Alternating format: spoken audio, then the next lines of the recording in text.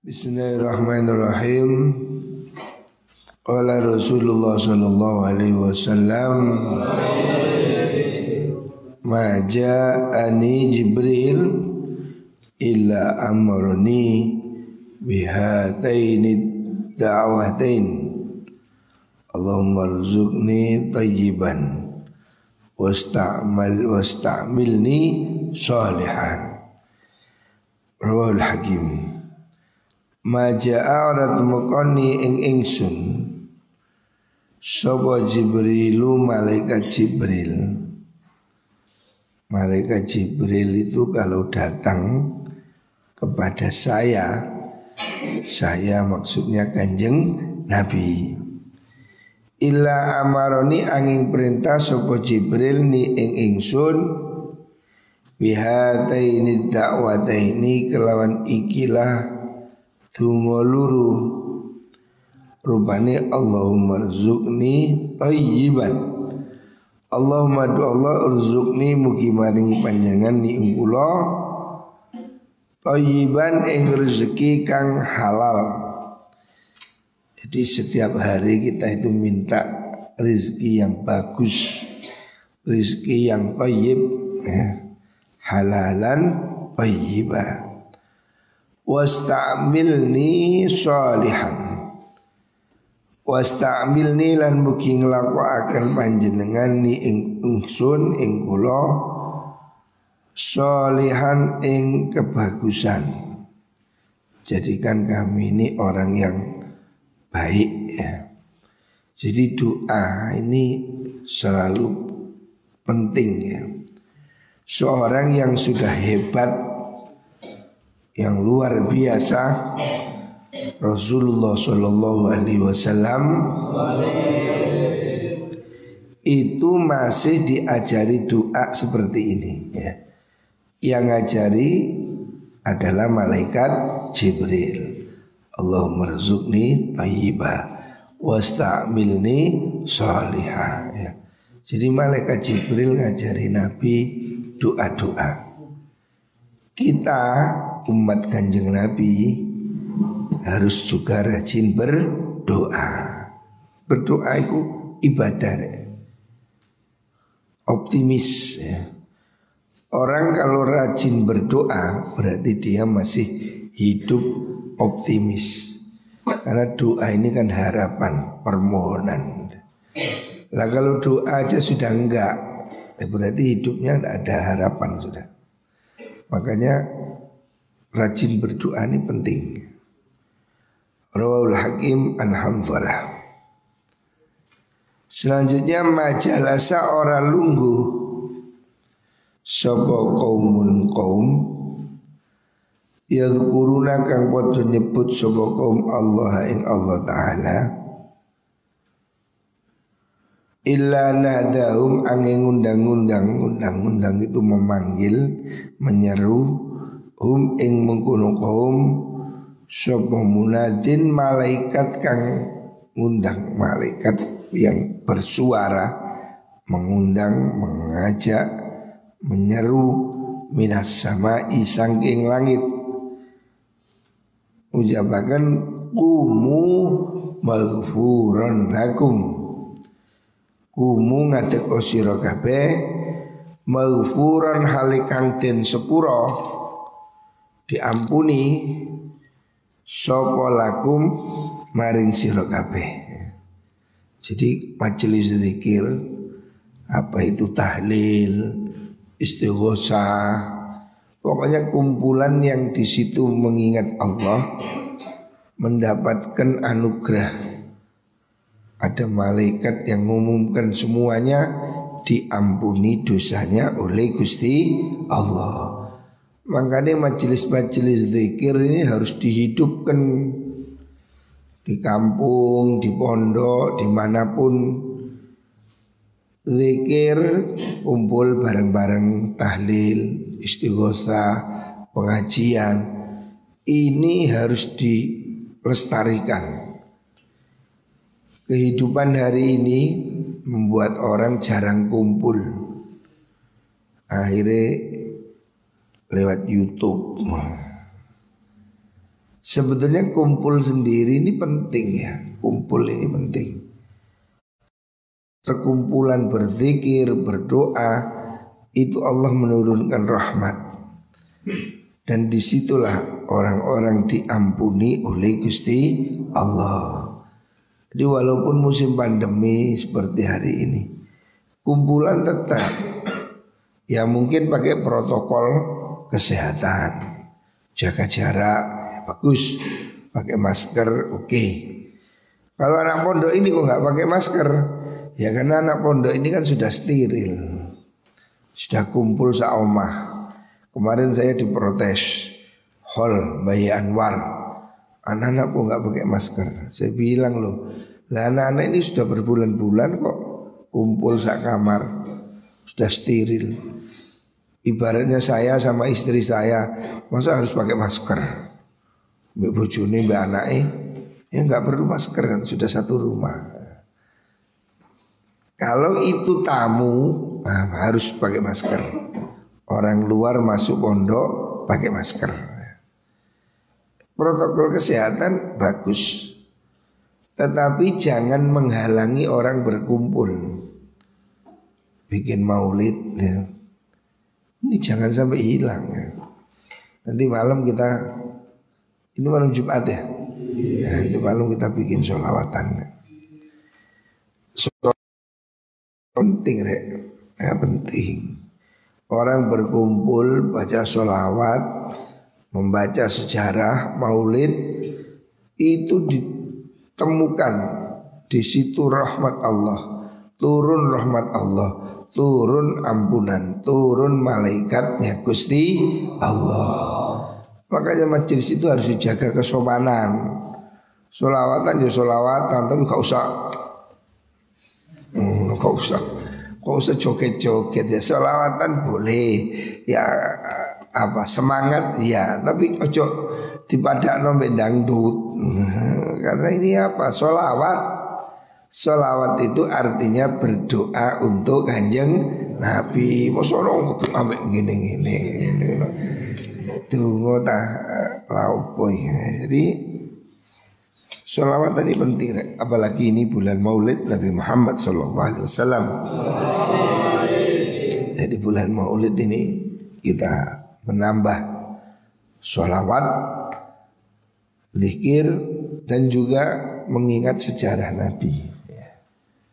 Ini adalah salah satu bentuk kecintaan kita kepada Kanjeng Nabi. Jadi kudu dihidupkan semangat ini. Kumpulan, baca tiba, baca sholawat, itu semua bagus ya. Bagus, dan insya Allah itu mendapat pahala dari Allah Subhanahu wa ta'ala. Rawahu Diya an Anas, bersabda ma jumi'a ora den kumpulaken apa syai'un suwiji-wiji ila syai'in maring suwiji kang liya afdhala kang luwih utama min ilmin saking ilmu den kumpulaken ila hilmin maring kebijaksanaan. Hilmun itu kesabaran. Sabar tingkat tinggi namanya hilmun ya. Bijak. Hadis rawahu Tabrani. Artinya Rasulullah SAW mengajarkan dua hal yang penting. Dua hal ini kalau dikumpulkan sangat bagus. Pertama ilmu. Orang hidup ini harus ada ilmu. Ilmu ini mata. Kalau tidak ada mata berarti dia buta.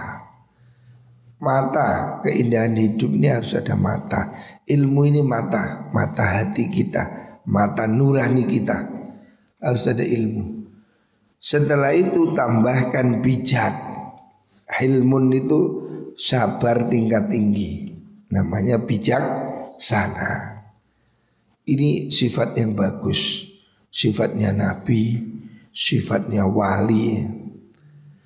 Saya ini masih menangi Al-Maghfurlah Baqi Anwar. Nah, anak-anak harus tahu sejarahnya Baqi Anwar, pendiri pesantren An-Nur yang hari ini sudah jadi An-Nur 1, 2, 3, 4, 5 dan cabang-cabangnya.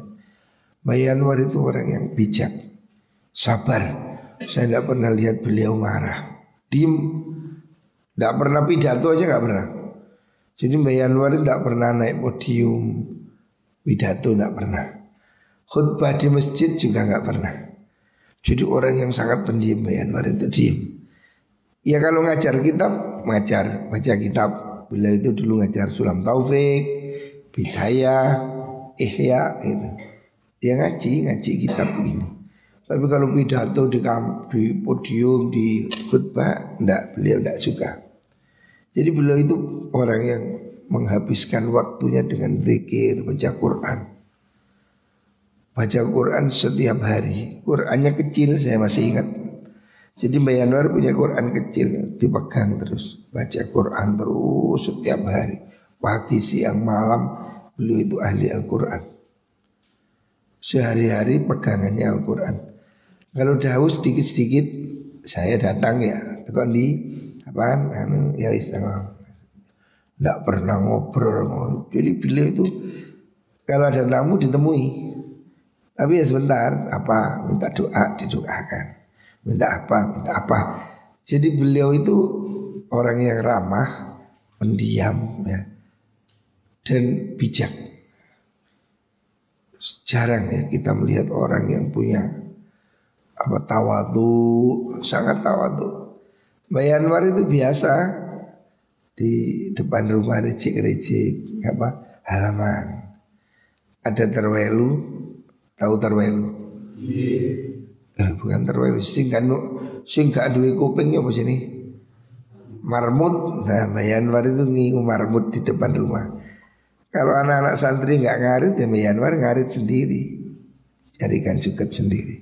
Sederhana sekali, nggak ada bicaranya, diem baca Quran gitu. Lah itu loh hebatnya orang alim yang bijaksana. Sehingga hidupnya tidak ada problem dengan siapapun. Dia itu tidak ikut partai politik, tidak ikut ormas. Ya NU dia penasehat mustasyar gitu. Tapi hidupnya ini habis untuk ngaji terus. Jadi hidupnya ini umurnya panjang. Usianya Baqi Anwar itu 93 tahun. Sepuh dan sehat. Sakit terus wafat. Semasa hidupnya sehat sekali. Nah salah satu resepnya itu Baqi Anwar itu kalau malam mandinya kum-kum. Jadi bukan di jeding, kamu tahu bedanya. Baqi Anwar itu punya belumbang. Belumbang itu yang di tanah itu belumbang. Kolam kayak kolam besar itu kolam. Jadi Baqi Anwar itu kalau mandi kum-kum, berendam setiap malam begitu. Saya belum bisa niru ini. Ingin sebenarnya saya niru beliau ini. Baqi Anwar itu kalau mandi berendam. Jadi berendam, kemudian ya orang kalau berendam kan nggak ngantuk ya, berendam, kum-kum. Setelah itu tahajud setiap malam seperti itu. Makanya beliau itu sehat. Saya hari ini merasa, padahal saya ini umur berapa sih? Awak iskutu loro-loro nih. Iki mah kok tangi turu rasane ngeluh sing anu. Tak iling-iling ya Allah, mungkin saya harus niru Baqi Anwar. Tapi kolamnya kayak endi ganti kolam. Tinggal belumbang kayak endi kayak belumbang. Jadi Baqi Anwar itu tuh pakai belumbang, bukan jeding. Le jeding kok dijemplungin lah ya apa. Mbah Rokai yang jeding. Kon melembung jeding kok seakan koncomu. Mbah Rokai kancane. Kalau Baqi Anwar dulu itu belumbang. Jadi belumbang itu di tanah itu, jadi kolam besar gitu, di tanah. Jadi bila itu kum-kum di situ berendam. Ya Badruddin bikin sebelum meninggal bikin di rumahnya. Jadi belumbangan gitu. Saya sudah kepingin bikin, tapi kayak endi gini tak was-was itu. Jadi kayak kolam renang itu. Sebenarnya kayak kolam renang iso ya ngono ya, izin. Pengen belum. Saya itu kepingin sebetulnya itu. Jadi Mbah Yanwar itu panjang umur, usianya 93 tahun dan sehat sekali. Tapi ini mangani titik ya. Wong-wong saiki loroan bab doyan mangan. Kakean mangan. Mbah Yanwar itu puasa, makannya sedikit.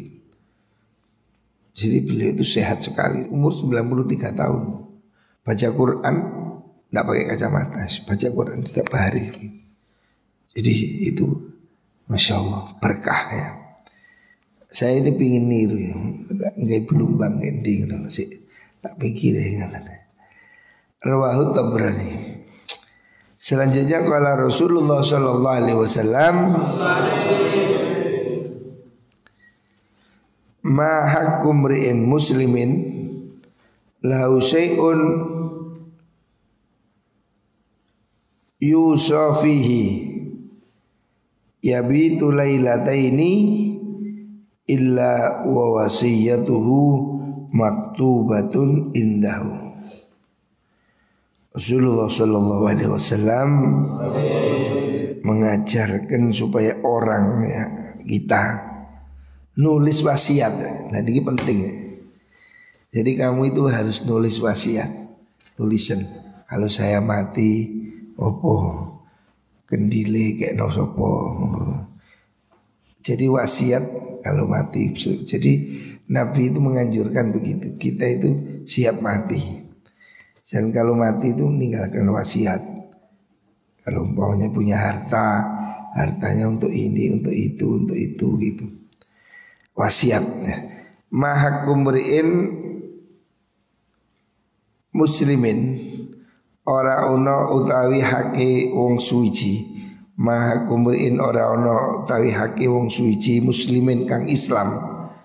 Lahu kang iku ketuhi muslim syai'un utai suci-wici yuso kang den wasiataken opo fi dalam syai' ya bitu nginep sapa muslim lalaitani ing dalem rong wengi iku illa wa wasiyatu angin utai wasiati muslim iku maktubatun den tulis indahu ono ngersani muslim.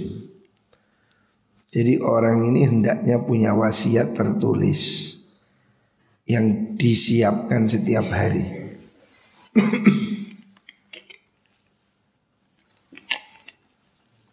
Alhamdulillah. Nabi mengajarkan orang ini siap mati. Kita ini tidak tahu. Tapi yang jelas semua yang hidup pasti akan mati. Semua orang hidup pasti mati. Lah Nabi menganjurkan supaya orang ini punya wasiat. Saya kalau mati maka apa? Ya dikubur gendi. Jaluk apa yang kamu inginkan kalau kamu mati. Umpamanya kepingin sedekah, kepingin ini, kepingin itu, kepingin kebaikan, supaya ditulis ya. Jadi orang hidup ini supaya punya wasiat. Artinya pegangan kalau sewaktu-waktu dia mati. Termasuk lek duwe utang, lek tulisan. Kamu punya utang biro, tulisan saya punya utang sini. Barangkali kamu mati supaya ada orang yang bayarkan hutang. Jangan sampai kamu mati tidak ada yang bayar.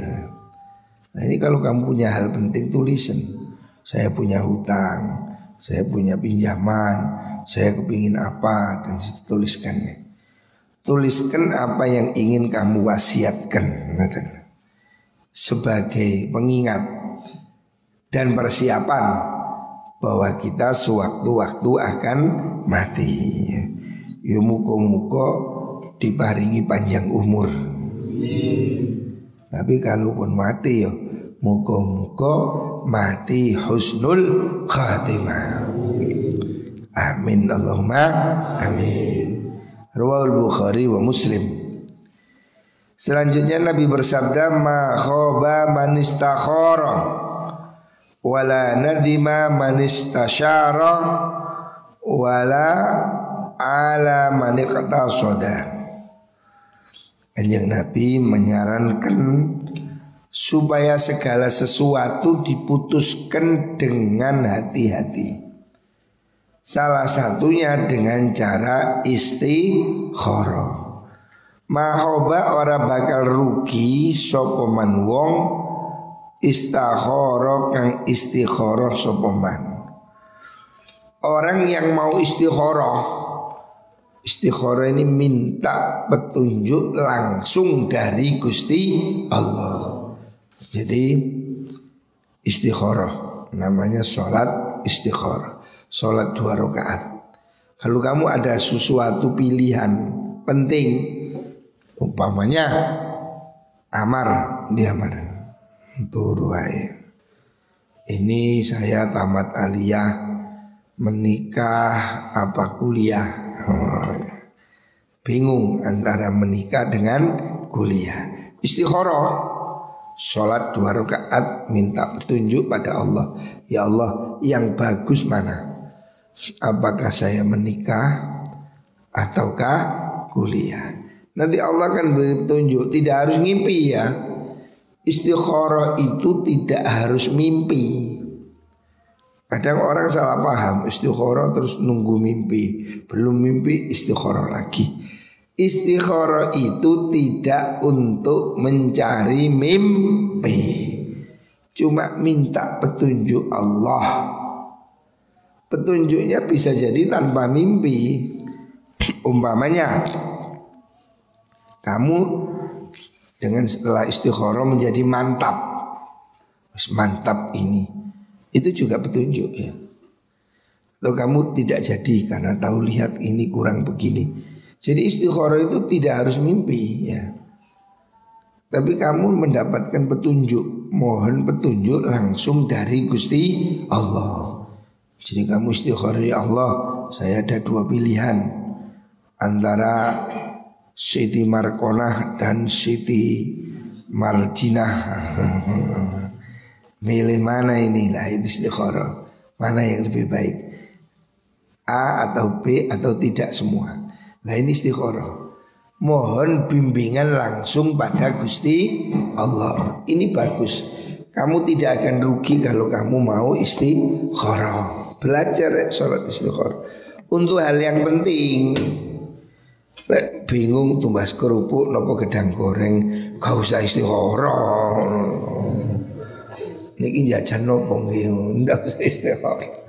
Istikharah untuk hal yang penting, yang sangat krusial, sehingga kamu perlu petunjuk. Ya Allah, ini bagusnya bagaimana?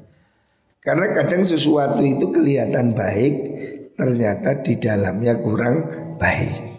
Nah ini istikharah diperlukan di situ, supaya kita tidak kedeluduk, tidak keliru memilih. Wala nadima man istasyara wala nadima lan ora ketun sapa man wong istasyara kang gelem musyawarah sapa man. Kamu juga tidak menyesal kalau kamu mau musyawarah. Barang-barang itu musyawarah ya. Tapi hendaknya kamu musyawarah dengan orang yang ngerti, musyawarah dengan orang yang punya ilmu. Pokoknya kamu musyawarah tentang urusan bisnis, ya dengan orang yang ngerti bisnis. Jangan dengan orang yang tidak ngerti bisnis. Orang kalau tidak ngerti ya cuma takut. Wah takut rugi, takut gak situ nyambut gawe. Bermusyawarahlah dengan orang yang punya keahlian. Misal kamu ini kepingin kuliah fakultas hukum. Wah, coba kamu tanya sama ahli hukum, gimana prospeknya, kira-kira apa, bagaimana gitu. Jangan memutuskan sesuatu tanpa pengetahuan yang cukup. Pokoknya ingin jadi dokter, padahal tidak punya bakat jadi dokter. Ada satu cerita, seseorang kepingin anaknya jadi dokter, dipaksa jadi dokter. Ya karena dipaksa ya bisa, orang tuanya membiayai jadi dokter. Tapi jadi dokter ya karena tidak hobi dan tidak minat, keliru, operasi mari operasi mati, beroperasi mati. Ya ini gak patah entos operasi ini. Akhirnya itu ada cerita orang mati, terus dia itu sudah sampai di akhirat, ditolak oleh malaikat. Loh kenapa? Kamu belum waktunya mati, kembalilah ke dokter yang mengoperasi gitu kan. Jadi karena dokter itu untuk selintir ini. Artinya ya dia bekerja tidak benar gitu. Sesuatu yang tidak benar ya hasilnya kacau. Makanya kalau kamu mau melakukan sesuatu yang penting, ambil dua hal. Yang pertama melakukan istikharah, minta petunjuk Allah. Yang kedua istisyarah, musyawarah. Ya apa sih? Jangan kamu melihat casingnya tok. Cara handphone casing. Casing ini tidak penting deh. Oh, aduh casingnya bagus, isinya bosok. Orang wedok kata wayu tapi ternyata penipu. Wah, ya rugi kamu. Makanya kamu harus musyawarah. Umpamanya kamu mau menikah, mau menentukan pilihan, ya istisyarah dulu. Takono tonggone apa sih? Si Mintul itu bagaimana? Akhlaknya gimana? Sehari gimana? Kamu harus perlu opini.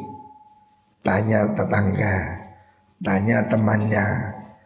Mungkin kamu tidak tahu yang tampak hanya yang baik.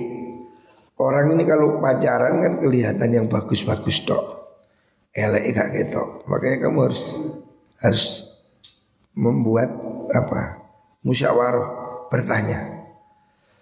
Yang kedua istikharah. Istikharah ini minta petunjuk langsung pada Gusti Allah. Apakah ini pilihan yang bagus? Insya Allah kalau kamu mau istikharah dan musyawarah atau istisyarah, insya Allah tidak akan menyesal. Kamu akan mendapat pilihan yang terbaik, baik menurut Allah dan baik menurut manusia.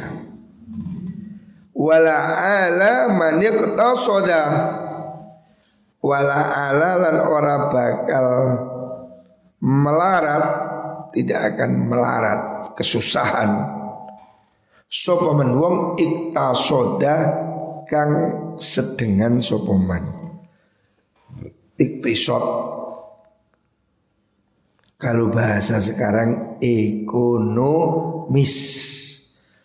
Orang yang sederhana, iktisad, tidak berlebihan, dia tidak akan jadi miskin. Banyak orang ya hidup miskin karena dia boros, mangane boros, jajane boros, suka ke warung, suka ke kafe. Nah itu yang membuat kamu boros. Kalau kamu boros, kamu akan jatuh miskin berapapun. Kalau kamu boros, ada orang dapat lotre di Amerika. Lotre itu apa? Ngerti lotre? Cara gini apa? Togel. Mendapat togel, mendapat undian judi sekian juta dolar. Mendadak kaya. Karena mentalnya mental miskin, begitu dapat uang foya-foya, beli rumah, beli mobil, waduh melihara cewek-cewek dan seterusnya. Dihabiskan duitnya untuk liburan. Dalam tempo berapa tahun miskin lagi. Padahal aslinya duitnya banyak. Tapi kalau boros, orang ini kalau boros berapapun habis, tidak ada ya. Makanya kata Rasulullah SAW, tidak akan melarat orang yang hidup sederhana, orang yang ekonomis. Biasakan sesuatu ekonomis ya. Ojo buak-buak. Aku contoh baju saya ini contoh. Baju saya ini sudah 5 tahun. Masih api kan? Ini 5 tahun nih. Awakmu lambi saulan buak rusak sampah. Oh, jangan ya. Jangan buang-buang pakaian. Saya seperti ini contoh baju ini sudah 5 tahun. Ya masih bisa dipakai ya. Jadi biasakan hidup sederhana. Kalau kamu bisa hidup sederhana, kalau kamu menguasai keuanganmu, maka kamu menguasai kendali kehidupanmu. Sebaliknya kalau kamu tidak bisa menguasai keuanganmu, kalau kamu boros, biasa hidup mewah, maka kamu akan susah. Hidupmu akan berat. Sesuai dengan teori, berat itu sebanding dengan gaya. Kalau hidupmu berat, berarti kamu kakean gaya. Jadi gaya seimbang dengan berat, berat seimbang dengan gaya. Rumusnya ngono. Jadi kalau kamu hidupmu berat, berarti kamu kakean gaya. Cuk kakean gaya, merokok itu termasuk kakean gaya. Lau pusing ngerokok, tidak usah lah. Orang merokok itu tidak kelihatan ganteng orang. Perasaanmu dewi, rokokan keren. Perasaanmu dewi. Orang lain itu melihat nggak senang. Kamu merokok, apalagi anak kecil merokok, pasti orang nggak senang. Orang cilik merokok. Jadi jangan merokok. Saya minta santri-santri ini, jangan boros. Salah satu pemborosan itu adalah membeli rokok. Sudah hentikan. Itu boros. Termasuk arek kamar timur itu. Sul, ini jam suli. Rehan, ini Rehan. Ono. Arek boros-boros sih. Hentikan ya. Belajarlah hidup sederhana.